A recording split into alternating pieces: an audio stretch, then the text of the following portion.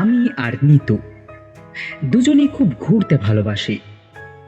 নিতুকে শুধু আমার প্রেমিকা বললে ভুল হবে, ও আমার ভাবী স্ত্রীও বটে।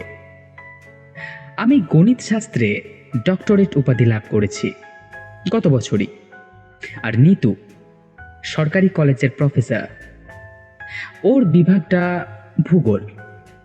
আমাদের সম্পর্কটা আজ 7 বছরের। আমরা প্রতি বছরই কোথাও না কোথাও ঘুরতে বেরোই। এবারও ওই নিয়ে কথা উঠল, তাতে নিতু বলল যে সিমলা যাওয়ার কথা। আমি গুগলে সার্চ করে নিতুকে বললাম, শোনো, এই জায়গাটা কেমন দেখো তো একবার। নিতু দেখে তো ভীষণ রেগে গেল, বলল, না, সিমলায় যাব। এই নিয়ে আমাদের দুজনের মধ্যে কিছু কথা কাটাকাটি হলো। আমি ঘর থেকে বেরিয়ে গেলাম। ছাদে উঠে আকাশের দিকে তাকাতে তাকাতে পকেট থেকে সিগারেটের প্যাকেটটা বের করলাম। প্যাকেট থেকে একটা সিগারেট বের করে ধরিয়ে দু একটা টান দিতেই মনে হলো কি যেন একটা পেছন দিয়ে চলে গেল। আকাশে সন্ধে নেমে এসেছে, চারিদিকটা কেমন যেন আবছা। আমি ভাবলাম হয়তো নিতু এসেছে আমার রাগ ভাঙাতে। এই ভেবে সিগারেটে দু একটা টান দিলাম। আবার মনে হলো কেউ যেন পিছন দিয়ে চলে গেল।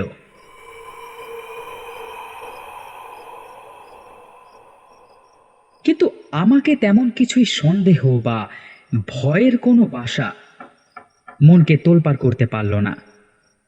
আরও 10-15 মিনিট আকাশের দিকে তাকিয়ে প্রকৃতির সুধা পান করলাম।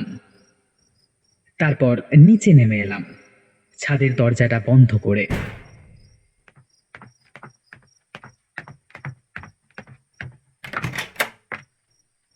ঘরে ঢুকে দেখলাম ঘরের লাইট বন্ধ। নিতুও ঘরে নেই, বাইরে কোথাও গেছে হয়তো। আমি লাইট অন করে সোফায় বসলাম। নিতুর কথা মনে পড়ল। কেমন একটা বাচ্চা মেয়ে, কে দেখে বলবে যে ও একটা সরকারি কলেজের প্রফেসর। এই ভাবতে ভাবতে আমার মাথায় একটা দুষ্টু বুদ্ধি খেলে গেল।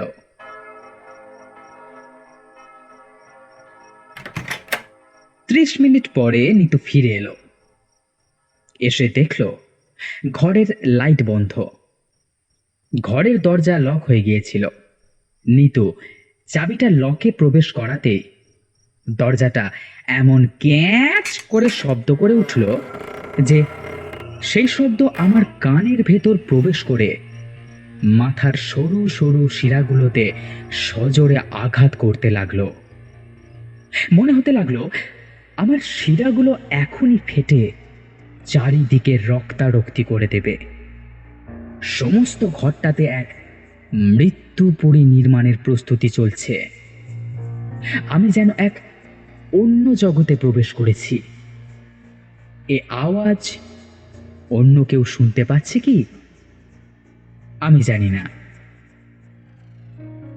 নিতু ওর মোবাইলের লাইট অন করে ঘরের ভিতর প্রবেশ করলো, আর প্রবেশ করে ও যা দেখলো তার জন্য ও কখনোই প্রস্তুত ছিল না।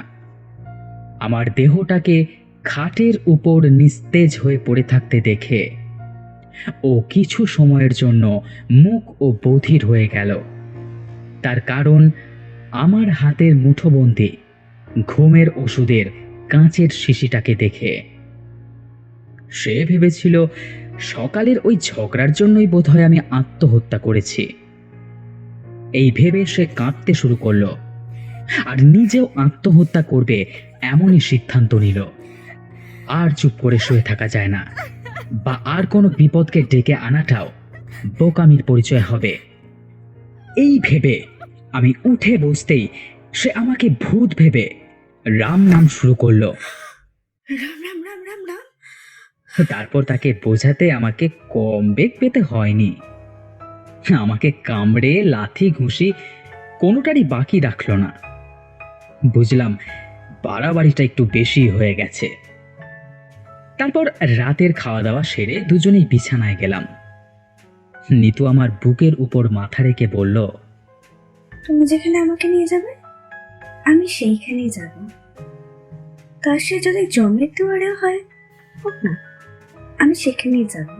আমি তখন ওর ঠোঁট দুটো আঙুল দিয়ে বন্ধ করার চেষ্টা করলাম। ও বুঝতে পেরে আর কিছুই বলল না। যাই হোক, আমাদের যাওয়ার জায়গা ঠিক হলো রাজপুরের পুরনো রাজমহলে। এই সিদ্ধান্ত নিয়ে আমরা দুজনেই ঘুমিয়ে পড়লাম।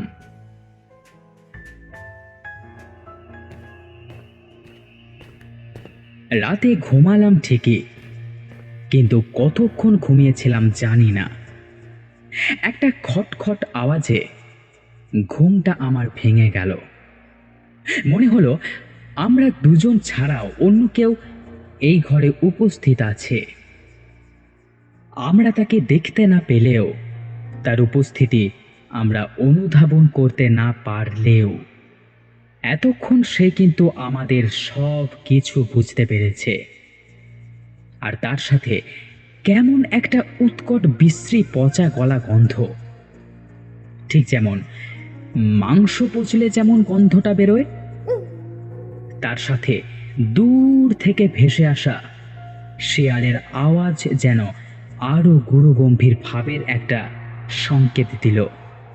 আর মনে হলো কোথা থেকে এক অবাধ্য হাওয়া তোলপাড় করার ভঙ্গিতে দুড়মুড় করে ঘরে ঢুকলো। ঘড়িতে তখন ঠিক কটা বাজে আমি বুঝতে না পারলেও ঘড়ির কাঁটাটা টিক টিক করে জানান দিয়ে বলে গেল এখন সবে নিশিরাত। ঘড়িটাও যেন তার সঙ্গ দিতে লাগলো। নিতু তখনও ঘুমে অচেতন। ও কিছুই জানতে পারছে না যে কি হচ্ছে। জানি না এভাবে কতক্ষণ গেল। কখন যে চোখে ঘুম জড়িয়ে এসেছিল তা আমার বুঝে ওঠা হয়নি। চোখ বন্ধ করে কতক্ষণ যে অসাড় হয়ে শুয়েছিলাম তা আন্দাজ করা আমার পক্ষে অসম্ভব।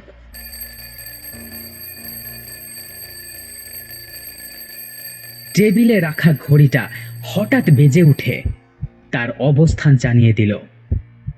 এতে যেন আমার হৃৎপিণ্ডের সংকুচিত প্রসারিত হওয়ার বেগ সাধারণের তুলনায় অনেক বেশি হতে শুরু করলো। যদিও এ আওয়াজ, এ ঘর, ঘরের সব কিছু আমার চেনা, তবু কেন মনে হতে লাগলো আজ যেন সব কিছু অচেনা। আজ চারিপাশটা যেন কেমন থমথমে, নিস্তব্ধ। এও কি সম্ভব? এই ভেবে আরো কিছুক্ষণ কাটল। এরপর আমি একটা সিগারেট ধরালাম। মনে হতে লাগলো আমার সমস্ত শরীর ঠান্ডা হতে শুরু করেছে। এমন সময় নিতু ঘুম থেকে উঠে আমাকে জড়িয়ে ধরে গুড মর্নিং জানালো। আমিও প্রতি উত্তরে গুড মর্নিং জানালাম। নিতু উঠে বাথরুমে গেল। আমি ওকে রাতের কথা কিছুই জানালাম না। কিছুক্ষণ পরে নিতু কফি নিয়ে এলো 2 কাপ। আমাকে 1 কাপ আর ও নিজে 1 কাপ নিল। ও কফির কাপে আলতো করে চুমুক দিয়ে বলল, তুমি তৈরি হয়ে নাও, আমি রান্না করতে গেলাম। এই বলে ও রান্নাঘরে প্রবেশ করলো। আমিও বাথরুমে গেলাম স্নান করতে।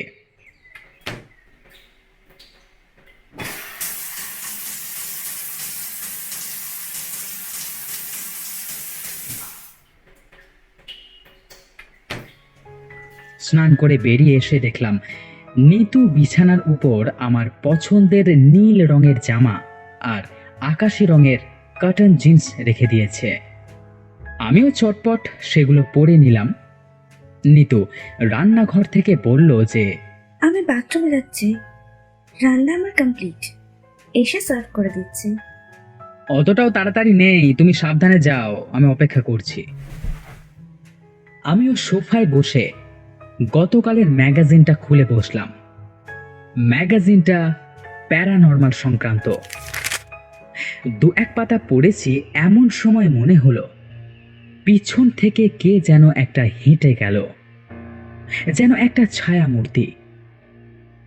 আমি স্নান করে এলেও যেন কয়েক মুহূর্তের মধ্যেই আমার শরীর ঘেমে নিয়ে একাকার হয়ে উঠল। হঠাৎই রান্নাঘর থেকে খটখট আওয়াজ এলো। মনে হচ্ছে কেউ যেন ইচ্ছে করে লাফিয়ে তার মনের রাগের বহিঃপ্রকাশ করছে। কিছুক্ষণের মধ্যেই নিতু স্নান করে বেরিয়ে এলো।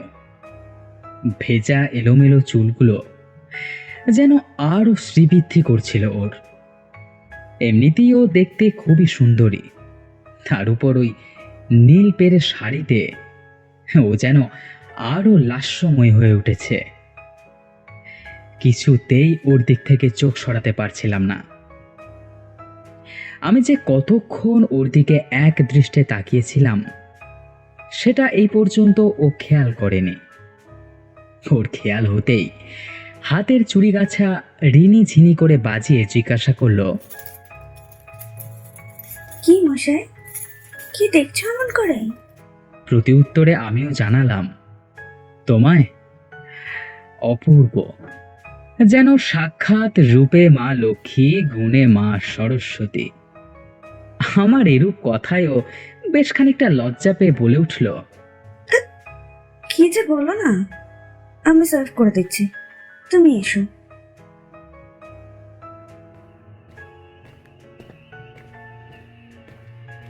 ও চলে যাওয়ার বাদ আবার সেই শব্দ, কিন্তু এবার এটা ছাদ থেকে শোনা যাচ্ছে। একটা বিষয়ে আশ্চর্য না হয়ে পারলাম না, আমি ছাড়া আর তো নিতু থাকে এই বাড়িতে। ওকে কিছুই বুঝতে পারছে না? আমি কি শুধু এসবের সাক্ষী? রান্নাঘর থেকে নিতুর ডাক এলো। আমি আর কিছু না ভেবে রান্নাঘরে চলে গেলাম। গিয়ে দেখলাম আমার সমস্ত পছন্দের ডিশগুলোই নিতু রান্না করেছে। বেগুনি ভাজা, মুগ ডাল, ইলিশ মাছের ভাপা, চিকেন কষা আর চাটনি। তৃপ্তি করে খেলাম। তারপর হাত ধুয়ে একটা সিগারেট ধরালাম। দু এক টান দিতেই নিতু এসে মুখ থেকে সিগারেটটা নিয়ে ফেলে দিল। এটা ও মাঝে মাঝেই করে, আমি ওকে এর জন্য কিছুই বলতে পারি না। যাই হোক, কিছুক্ষণ রেস্ট নেওয়ার পর তৈরি হতে শুরু করলাম রাজপুর যাওয়ার উদ্দেশ্যে। নিতুও ব্যাগ গুছিয়ে নিয়েছে ইতিমধ্যে। গ্যারাজে গিয়ে আমার অতি আদরের গাড়িটাকে একটু পরখ করে নিলাম। নিতু ব্যাগ নিয়ে বেরিয়ে এলো। আমি গাড়ির ডিকিটা খুলে ব্যাগটাকে রেখে ডিকিটা বন্ধ করলাম। তারপর গাড়িতে স্টার্ট দিলাম।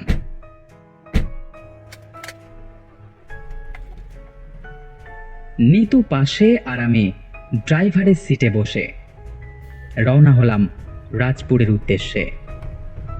ঘন্টা তিনেকের পথ। কিছু স্ন্যাক্স আর সাথে কিছু বিস্কিট নিয়ে নিয়েছিল নিতু। রাস্তার দুপাশের প্রকৃতির সুধা গোগ্রাসে গিলতে গিলতে আমার মনে হলো যেন নিতু রবীন্দ্রসঙ্গীত গুনগুন করছে। আজ ও ভীষণ খুশি। ঘন্টাখানেক রাস্তা যাবার পর যে স্ন্যাক্স আর বিস্কুট ছিল সেগুলোর দুজনে সদ্ব্যবহার করলাম। এরপর রাস্তার একটা ধাবাতে দাঁড়ালাম চা খাওয়ার জন্য।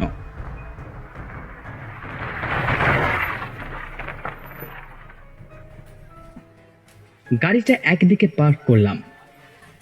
দেখলাম অনেকগুলো টেবিল রাখা আছে, তার বেশিরভাগটাই খালি। আমরা তারই মধ্যে একটাতে বসলাম।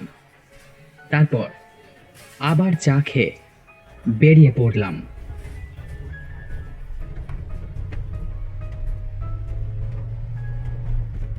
এরপর আবার সেই রাস্তা, দুদিক শুধুই ফাঁকা আর চারপাশে সবুজ মাঠ। কতদিন পর ঘর থেকে এভাবে নিজেদের মুক্ত করেছি। আনন্দে মনের কোনায় কোনায় যেন ভরে উঠল। হঠাৎ যে এত বড় একটা বিপদ হবে তা বুঝতে পারিনি। বুঝে ওঠার আগেই যেন সবকিছু ঘটে গেল। মনে হলো কিছু একটা আমার গাড়ির সাথে সজোরে আঘাত করল। নিতু আর আমি দুজনেই অকস্মাৎ চমকে গেলাম এবং বিস্মিত হলাম। এই ফাঁকা রোডে এটা হওয়া শুধু অস্বাভাবিকই নয়, অসম্ভব। অন্য কোনো গাড়ির সাথে এটা হলে আমাদের বিস্মিত হওয়ার কোনো জায়গায় তৈরি হতো না, কিন্তু সে তো মানুষ না, ঠিক মানুষও না। সামনের কাঁচ দিয়ে যতটা দেখা যায় আর প্রত্যেক মানুষের সাধারণ জ্ঞান বা স্বাভাবিক সুস্থ মানুষের চোখের দৃষ্টিতে যা প্রত্যক্ষ করা যায় তাতে কিন্তু আমি কিছুই দেখিনি। কেননা আমি এক মুহূর্তের জন্য রাস্তা ছেড়ে অন্য কোনো দিকে তাকাইনি। যাই হোক, নেমে দেখতে গেলাম এই ভেবে যে সে সুস্থ আছে কিনা বা সে খুব বেশি আহত হয়নি তো। কিন্তু নেমে আমি যা দেখলাম তাতে করে আমার সমস্ত শরীর দিয়ে একটা অজানা বিদ্যুৎ প্রবাহিত হয়ে গেল। আমার বাহ্যিক ও অভ্যন্তরীণ জ্ঞান বুদ্ধি সব লোপ পেয়ে গেল। আমার সম্পূর্ণ স্বাভাবিক এবং সুস্থ হতে বেশ খানিকটা সময় লেগে গেল। এরপর আমরা যাত্রা শুরু করলাম। কিছুক্ষণ যাওয়ার পর দেখলাম দুটো রাস্তা বেরিয়ে গেছে। আমি বাম দিকে রাস্তাটা নিলাম, কিন্তু আমরা তখনও জানতাম না যে আমাদের জন্য কি অপেক্ষা করছে।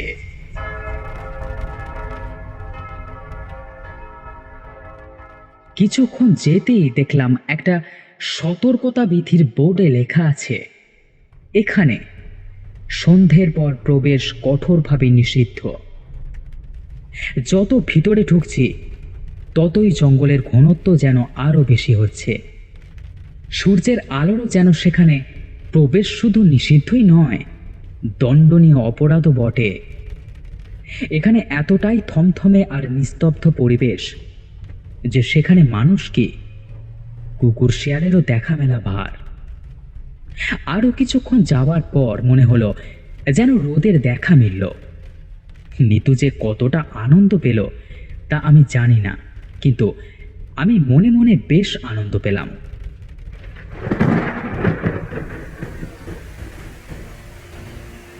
কিন্তু সে আনন্দ বেশিক্ষণের ছিল না। আমাদের জীবনে যেন অন্ধকারের মতো কালো মেঘ ঘনিয়ে এলো। আবার রাস্তার দুপাশে ঘন জঙ্গল, আর তার ঘনত্ব আরো বেশি। মেঘের ডাকের সাথে রাস্তার দুপাশে দাঁড়িয়ে থাকা বিশাল গাছগুলো হেলে দুলে কোনো এক ভয়ঙ্কর ঝড়ের পূর্বাভাসের ইঙ্গিত ইশারা দিতে চাইছে। কোনো গাছের গুঁড়িটাও ঠিকমতো দেখা যায় না, আর চারিদিক থেকে বেবুন এবং হায়নার ভয়ঙ্কর ডাক। তারাও আজ যেন অনেক দিন পর জেগে উঠেছে। অনেক দিন তারা তাদের শিকার পায়নি, তাই আজ সবাই মহাভোজনের আগে চিৎকার করে উল্লাস করছে। তাদের সাহায্য করছে এই ঘন অন্ধকার। হাত ঘড়িটা দেখলাম, এখন সবে দুপুর 2:30। কিন্তু তবুও কেন এই রাস্তার দুপাশের জঙ্গল কেমন ছমছমে, কেমন যেন চারিদিকে আতঙ্ক ওঁত পেতে লুকিয়ে রয়েছে। সুযোগ পেলেই আমাদের উপর ঝাঁপিয়ে পড়বে। একবার মনে হলো ফিরে যাই, আবার তৎক্ষণাৎ মনে হলো তাহলে নিতু কি ভাববে? আমি কাপুরুষ ভীতু? যতই ও আমার নিজের একান্ত কাছের মানুষ হোক না কেন, ও তো একজন মেয়ে, আর আমি পুরুষ। ছেলেদের যতই কষ্ট হোক না কেন, যতই ভয় পাক না কেন, যতই মন খারাপ হোক না কেন, তবুও কাঁদতে নেই। ভয় পেতে নেই, কাউকে প্রকাশ করতে নেই। এটাই আমাদের সমাজের নিয়ম। এই ভাবতে ভাবতে অনেকটা এগিয়ে এসেছি, এটা আর খেয়াল নেই। যেন কত যুগ ধরে ভাবছি, যেন এর কোনো শেষ নেই। হঠাৎ আমার সম্বিত ফিরল নিতুর ডাকে। কি গো? সে নাকি আমাকে এর মধ্যে অনেকবার ডেকেছে, কিন্তু কি আশ্চর্য, আমি কিছুই বুঝতে পারিনি। অথচ আমাদের দুজনের মধ্যে দূরত্ব মাত্র 5 কি 6 ইঞ্চি হবে। ভাগ্যিস সে নিতু আমায় ডেকেছিল, না হলে আমরা হয়তো এতক্ষণে আর বেঁচেই থাকতাম না। গাড়ির সাথে সাথে আমরাও হয়তো ওই জঙ্গলের মধ্যে চিরস্থায়ী হয়ে ঘুমিয়ে পড়তাম।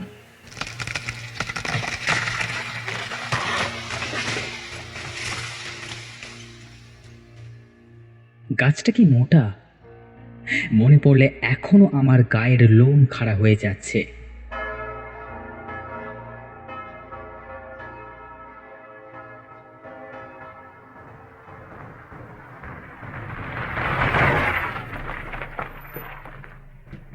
আর মিনিট 5 যাওয়ার পর মনে হলো আমরা ওই রাজমহলের বিশাল ফটকের সামনে পৌঁছালাম।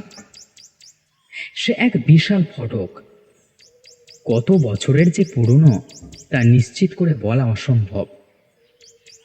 ফটকের গায়ে কত রকমের সাপ, পশু পাখি, আরও তখনকার মানুষের জীবনযাপনের কিছু ছবি আঁকা আছে দেখলাম।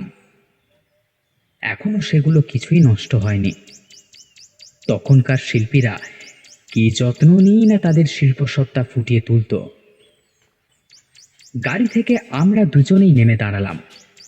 কি সুন্দর অপূর্ব সেই প্রাকৃতিক ক্ষণ! মনে হলো যেন আজ যা কিছুর সাক্ষী দুজনে হলাম তা যেন কখনো শেষ না হয়। নিতু আমাকে জড়িয়ে ধরে জানাবার চেষ্টা করলো যে তার কাছে আমার মূল্য কতটা। তারপর যেই না ফটক পেরিয়ে ভিতরে ঢুকতে যাব, এমন সময় আমরা এক বিপদের সম্মুখীন হলাম। ফটক পেরুতেই একটা ফোঁস ফোঁস আওয়াজ শুনতে পেলাম। বুঝতে পারলাম না যে ওটা কিসের আওয়াজ। নিতু ভীষণ ভয় পেয়ে গেল। আমিও যে ভয় পেলাম না সেটা বললে ভুল হবে। আমাদের বেশিক্ষণ এই সংশয়ের মধ্য দিয়ে আর যেতে হলো না। একটা বিশাল আকৃতির ফনাওয়ালা বিষাক্ত সাপ তাড়া করল। আমি আর নিতু দিক বিদিক জ্ঞানশূন্য হয়ে জঙ্গল ভেদ করে প্রাণপণে ছুটতে লাগলাম দুজনে, নিজেদের প্রাণ বাঁচানোর জন্য। ও কি প্রচন্ড ফোঁস ফোঁস আওয়াজ! যেই না সাপটা ভীষণ রেগে গিয়ে তার বিষাক্ত বিষে আমাদের নীলাভস্য করে দিতে যাবে, এমন সময় নিতু কিছুতে একটা হোঁচট খেয়ে বা বাধা পেয়ে পড়ে গেল। সর্বনাশ! নিতু তো আঘাত পেয়ে আর ঠিক মতো হাঁটতে পারছে না। সাপটাও আর প্রায় কিছুক্ষণের মধ্যে ধরে ফেলবে। কি করি? ঈশ্বরের নাম স্মরণ করতে লাগলাম। হঠাৎ চোখে পড়ল একটা পুরনো ভাঙাচোরা মন্দিরের মতো। নিতুকে কোলে তুলে নিয়ে সেখানে গেলাম। সেখানে যতক্ষণ থাকলাম কোনো বিপদের আভাস আর পেলাম না। কিন্তু এখানে কতক্ষণই বা আর থাকা যায়? অনেক দিন ধরে পরিত্যক্ত অবস্থায় পড়ে থাকার জন্য পুরু ধুলোর আস্তরণ, মাকড়সার জাল আর গাছের পাতায় ভর্তি হয়ে আছে, যার ফলে ভয়ঙ্কর জীবজন্তু থাকাটাও অস্বাভাবিক নয়। এখানে রাত্রি হলে ঠান্ডাও বাড়বে। আমাদের সাথে তো খাবার বা এক ফোঁটা জলও নেই। তাছাড়া নিতু পায়ে চোট পেয়েছে, ওর চিকিৎসারও দরকার। তাই আমি নিতুকে ওখানে রেখে গাড়িটা খুঁজতে বেরোলাম। কিন্তু কোন রাস্তা দিয়ে যে এসেছিলাম তার কোনো খোঁজ পাওয়া তো দূর, হদিশও পেলাম না। এইভাবে ঘন্টাখানেক চারিদিক পাগলের মতো ঘুরে না পেয়ে হতাশ হয়ে নিতুর কাছে মন্দিরে ফিরে এলাম। কিন্তু এ কি, কোথায় নিতু? তখন মাথাটা যেন আরো ঘুরে গেল। নিতুর নাম ধরে আকাশ পাতাল ফাটিয়ে চিৎকার করলাম, নিতু! তবুও নিতুর কোনো খোঁজ পেলাম না। দু চোখ আমার জলে ভিজে গেল। পাগলের মতো খোঁজাখুঁজি করে অবশেষে নিতুকে খুঁজে পেলাম একটা পুকুরের ধারে। নিতু অচৈতন্য অবস্থায় উপর হয়ে শুয়ে আছে।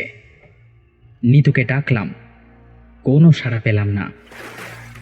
পুকুর থেকে একটু জল এনে ওর চোখে মুখে জল দিতেই ও উঠে বসলো। হাউমাউ করে কেঁদে উঠে আমাকে জড়িয়ে ধরল।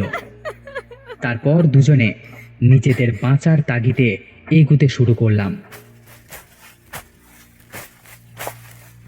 কিছুক্ষণ এগোতে একটা বড় পুরনো বাড়ি, না ঠিক বাড়ি নয়, এক বিশাল রাজবাড়ি দেখতে পেলাম। তবে এই কি সেই রাজপুরের পুরনো রাজমহল? কি ভয়ানক আর বিশাল, যেন গায়ের লোম খাড়া হয়ে যায়। এ তো যেন এক প্রেতপুরী। শেষ পর্যন্ত ভেতরে ঢুকে গেলাম। চারিদিকে মাকড়সার জাল আর বাদুড়ের আড্ডার জায়গা হয়ে উঠেছে এই বিশাল পুরনো রাজমহলটা। কোনো কেয়ারটেকার আছে বলে তো মনে হলো না। নিতু ভীষণ ভয় পেয়ে আছে এখনো পর্যন্ত। এটা বুঝতে আমার অসুবিধা হলো না। আবার সেই একটা কেমন উৎকট গন্ধ, আর মনে হলো আমরা ছাড়াও এখানে আরো কারো বা কাদের উপস্থিতি। তারা যেন ফিসফিস করে নিজেদের মধ্যে গুরুত্বপূর্ণ আলোচনা করছে, আর তাদের গুরুত্বপূর্ণ আলোচনার বিষয় এই আমরা দুজন। কিন্তু তাদের আলোচনার বিষয় আমি কানে শুনতে পেলেও বুঝতে অক্ষম, কারণ তাদের কথোপকথন অস্পষ্ট ছিল। নিতু এতক্ষণ চারিদিকটা চোখ দিয়ে গোগ্রাসে গিলছিল। ওইভাবেই আমার হাত দুটো ধরে আরো ভেতরে নিয়ে গেল। আমরা দোতলা থেকে 3 তলায় গেলাম। সেখানে রাজসভার কক্ষে প্রবেশ করলাম।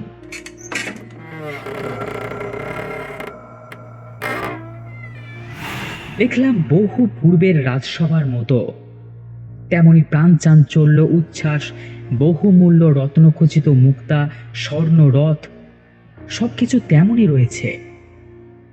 শুধু নেই সেই কড়া শাসন।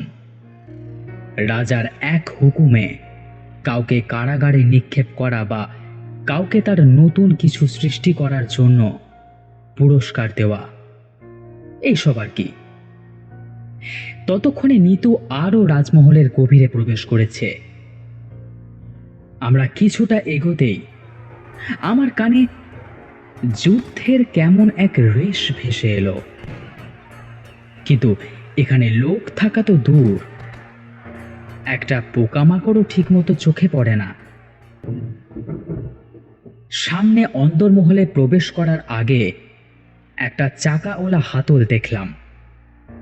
সেটা ডান দিকে কিছুবার আর বাম দিকে কিছুবার ঘুরিয়েও আমি শেষ পর্যন্ত ব্যর্থ হলাম।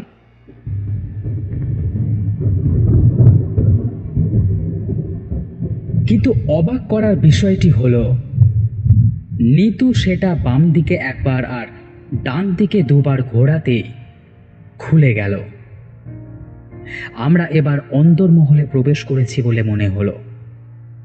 চারিদিকে স্বর্ণ আর দামি আসবাবপত্র, আরো কত কিছু। এখানে যে কেউ প্রবেশ করে না সেটা বুঝতে আর অসুবিধা হলো না। নিতু এক এক করে তাকের উপর রাখা গয়নার বাক্সগুলো খুলে খুলে গয়নাগুলো পরে দেখতে লাগলো। নিতু যেন ধীরে ধীরে একটা নেশার মধ্যে আচ্ছন্ন হয়ে পড়ল।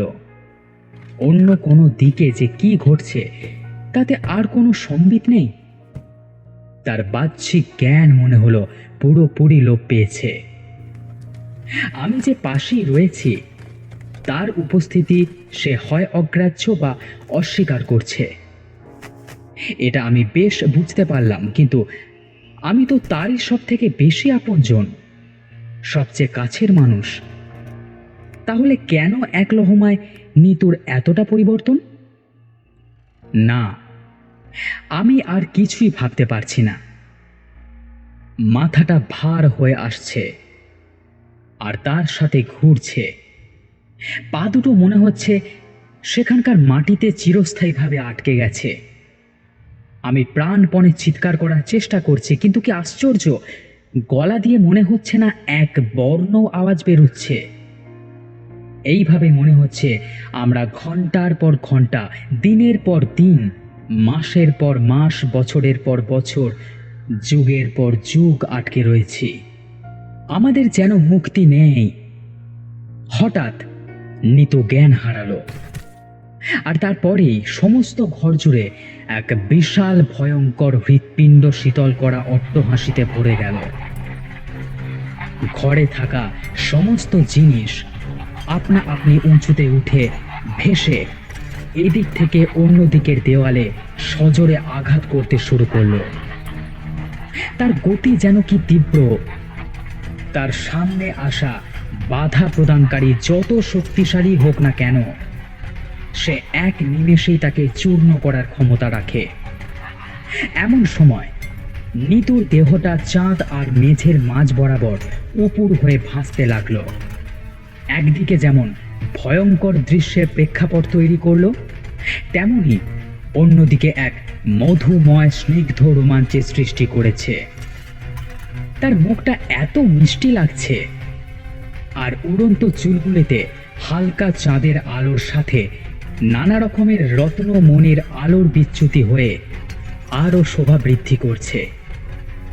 এর মাঝেই ভয়ঙ্কর দৃশ্যের সম্মুখীন যে হতে হবে, এটা আমি কোনোদিনও কল্পনা করতে পারিনি। হঠাৎ নিতুর দু চোখ বেয়ে মনে হলো তাজা রক্ত বেরোচ্ছে। তার হাত পা কোনোটাই যেন স্বাভাবিক মানুষের মতো নয়। সে তার নিজের ইচ্ছা মতো যা খুশি করতে পারে, যেটা স্বাভাবিক মানুষ চাইলেও করতে পারে না। এসব দেখে প্রথমে আমি কিছুটা ভয় পেলেও নিজেকে সামলে নিয়ে নিতুর কাছে যেতে চাইলাম ওর সাহায্যের জন্য, কিন্তু ওর আওয়াজের হুঙ্কারে আমি এগোতে পারলামই না, বরং সজোরে পেছনের দেওয়ালে ধাক্কা খেয়ে পড়লাম। আবার উঠে যেতে চেষ্টা করতেই আমার কিছু হলো না। নিতুকেই যেন কোনো এক অদৃশ্য শক্তি টেনে বাইরে নিয়ে গেল এক মুহূর্তে। তারপর আমার যে কি হলো আর জানি না।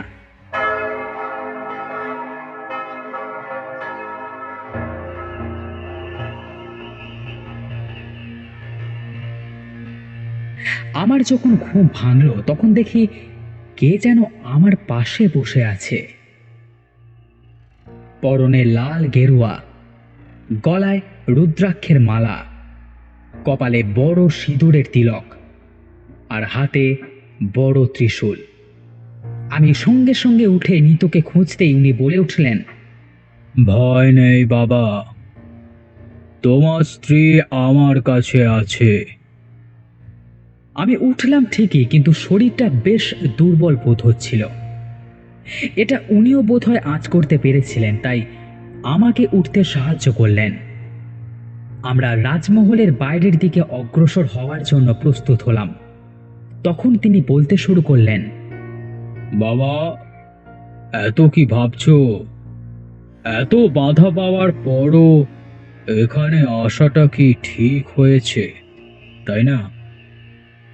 আমি তার মুখের দিকে তাকিয়ে আশ্চর্য বোধ করলাম, কারণ আমি তো তাকে এক বর্ণ কথাও বলিনি আমাদের আসার ব্যাপারে। তবে উনি কি করে জানলেন? উনি এক এক করে সমস্ত কিছু ব্যাখ্যা করলেন। আমার ঘরে কেউ আমাকে বলতে চাইছিল না আসার কথা, রাস্তায় বুড়িমা গাড়িতে ধাক্কা খেয়ে না আসার কথা, এমনকি সাপটাও ওইভাবে ফনা তুলে বিষ প্রয়োগের মধ্য দিয়ে আমাদের সাবধান করছিল। আমরা সেটা বুঝতে পারিনি। এইসব শুনে আমি ওনার পায়ে ধরে কাঁদো কাঁদো গলায় বলে উঠলাম, বাবা, আপনি তো অন্তর্যামী। আপনার কাছে কোনো কিছু অজানা নয়। আমাদের এই বিপদ থেকে বাঁচান বাবা, আমাদের বিপদ থেকে বাঁচান। তখন বাবা বললেন, আরে ওঠ ওঠ, আর চিন্তা নেই। তবে একটা বিষয় আমাকে না ভাবিয়ে পারছে না। আমি বাবাকে বললাম, কি বলছেন বাবা? জগতের কোনো ঘটনাই তো আপনার অজানা নয়। বাবা বললেন, হ্যাঁ, তুই যা বলছিস ঠিকই, কিন্তু আমার উপর আরো একটা শক্তি আছে। তিনি শুরু আবার তিনি শেষ। তার কথায় সৃজন হয় আবার ধ্বংস হয়। তিনি আলো আবার তিনি অন্ধকার। তিনি আমার পাগলা বাবা, দেবাদিদেব মহাদেব। হয়তো ওনারই ইচ্ছায় এসব হচ্ছে। বাবার সাথে সাথে আমিও দেবাদিদেব মহাদেবের উদ্দেশ্যে আকাশের দিকে তাকিয়ে প্রণাম করলাম। বাবা বলে উঠলেন, তোর আগে যারা এখানে এসেছে আজ পর্যন্ত কেউ আর বেঁচে নেই। তারাই তোকে সাবধান করছিল এখানে না আসার জন্য। তবে তোরা এসে ভালোই করেছিস। একটু জীবনের ঝুঁকি হলেও চিরদিনের মতো এই মহল তার অভিশাপ থেকে মুক্তি পেল। আবার বাবার মুখে সেই কালো চিন্তার রেখাটা স্পষ্ট ফুটে উঠছে দেখতে পেলাম। বাবাকে জিজ্ঞাসা করতেই উনি বললেন, এর আগে এখানে যে বা যারা এসেছে কেউই আর বেঁচে নেই। তবে তোরা কিভাবে বেঁচে আছিস? আমি বাবাকে জিজ্ঞাসা করলাম, তাহলে বাবা, জানার আর কি কোনো উপায় নেই যে আমরা কিভাবে বেঁচে আছি? বাবা বললেন, হ্যাঁ, একটা উপায় আছে, তবে তার জন্য আমাকে ধ্যানে বসতে হবে। আমার কাঁধে হাত রেখে বললেন, চল আমার কুঠিরে। আমি জিজ্ঞাসা করলাম, কিন্তু বাবা, নিতু? বাবা বললেন, সেও সেখানেই আছে, সুস্থই আছে। তুই চল।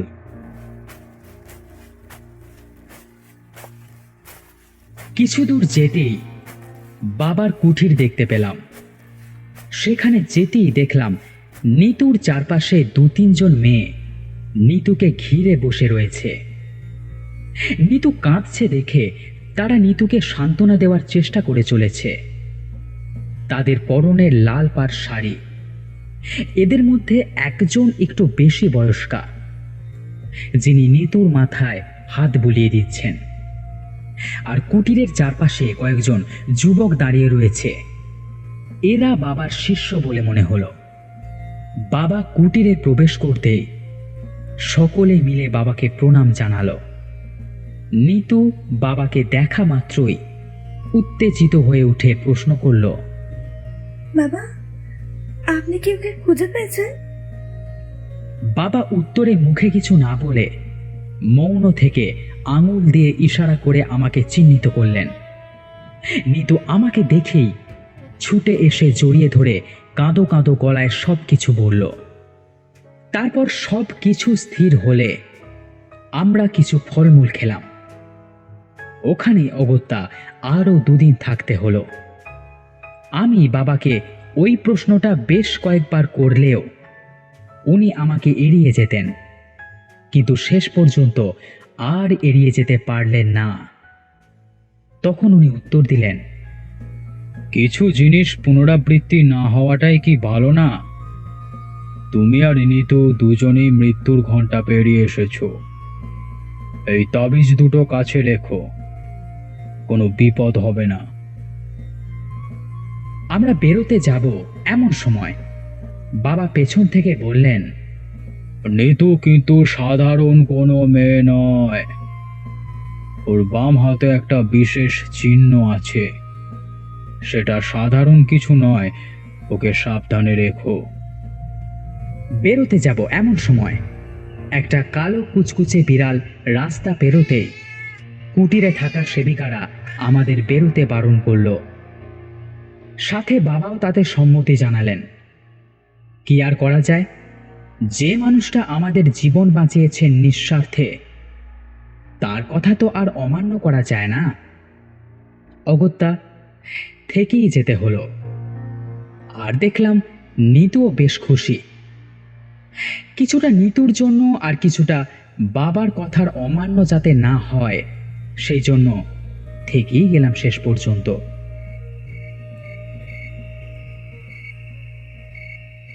রাতের বেলায় বাবার পুজোর ঘরে বাবা, আমি আর বাবার শিষ্যরা বসে দেবাদিদেব মহাদেবের মূর্তির সামনে কথাবার্তা বলছিলাম। এমন সময় একজন সেবিকা পুজোর ঘরে প্রবেশ করলেন, হাতে চা আর মুড়ির বাটি নিয়ে। আমরা তা গ্রহণ করলাম। বাবা গরম চায়ের কাপে জোরে চুমুক দিয়ে বললেন, আহ আমার বাবার কত লীলা, হ্যাঁ তাই না? বললেন এক সেবককে। সেবকটিও গুরুর কথার উত্তরে মাথা নেড়ে হ্যাঁ জানালেন। আমি আগেকার ঘটনাগুলো নিয়ে চিন্তিত ছিলাম, সেটা বুঝতে পেরে বাবা বললেন, যা হয়েছে ভালোই হয়েছে, আর যা হবে ভালোই হবে। এই নিয়ে চিন্তা করে কি লাভ? শুধু শুধু আয়ুক্ষয়। আমি তবুও বললাম, বাবা, আপনাকে বলতেই হবে, আপনার পায়ে পড়ছি, বলুন না। বাবা তখন বাধা দিয়ে বললেন, আরে ওঠ ওঠ, কি করছিস? তুই শেষ পর্যন্ত শুনেই ছাড়বি, তাই তো? আমি ঘাড় নেড়ে হ্যাঁ সূচক সম্মতি জানালাম। বাবা তখন বললেন, শোন তাহলে।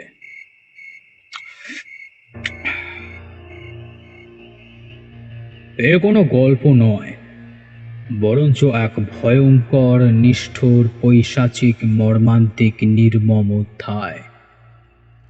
আজ থেকে প্রায় 650 বছর আগেকার কথা। এই রাজপুর যেমন ছিল প্রজাবৎসল রাজ্য, আর তেমনি সোনায় মোড়া একটি সাম্রাজ্য।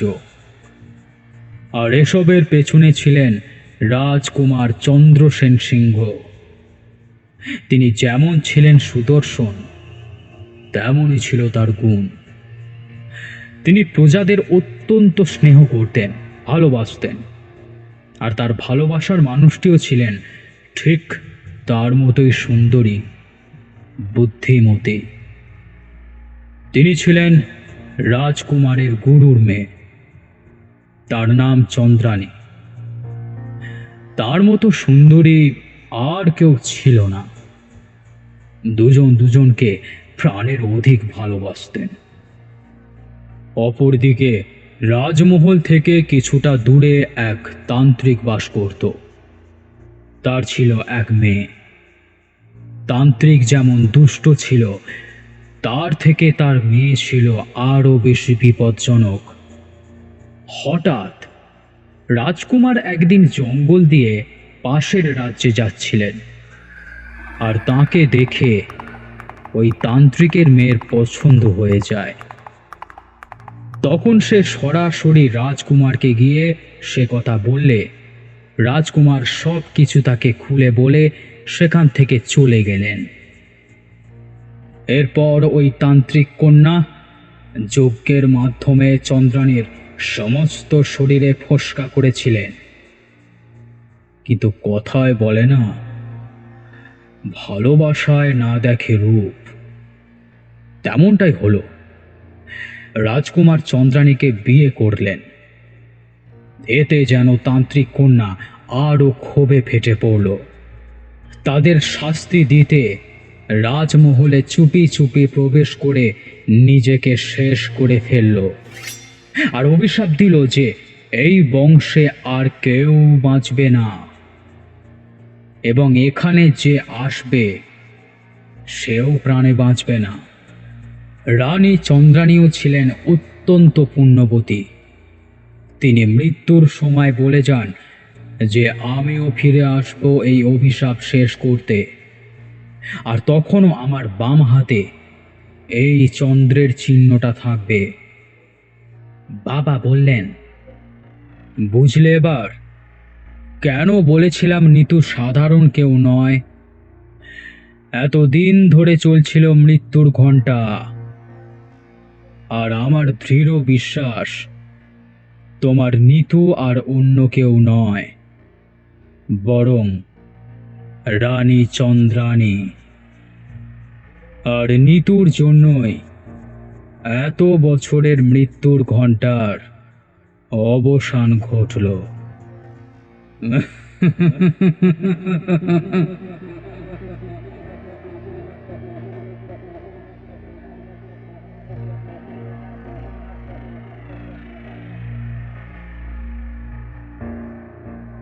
শুনছিলেন রাজু রায়ের লেখা একটি ভৌতিক তান্ত্রিক গল্প। গল্প ভালো লাগলে লাইক, শেয়ার, কমেন্ট করে চ্যানেলটিকে সাবস্ক্রাইব করতে ভুলবেন না। দেখা হচ্ছে পরবর্তী একটি গল্পের সাথে। ততদিনে সকলে সুস্থ থাকবেন। অসংখ্য ধন্যবাদ।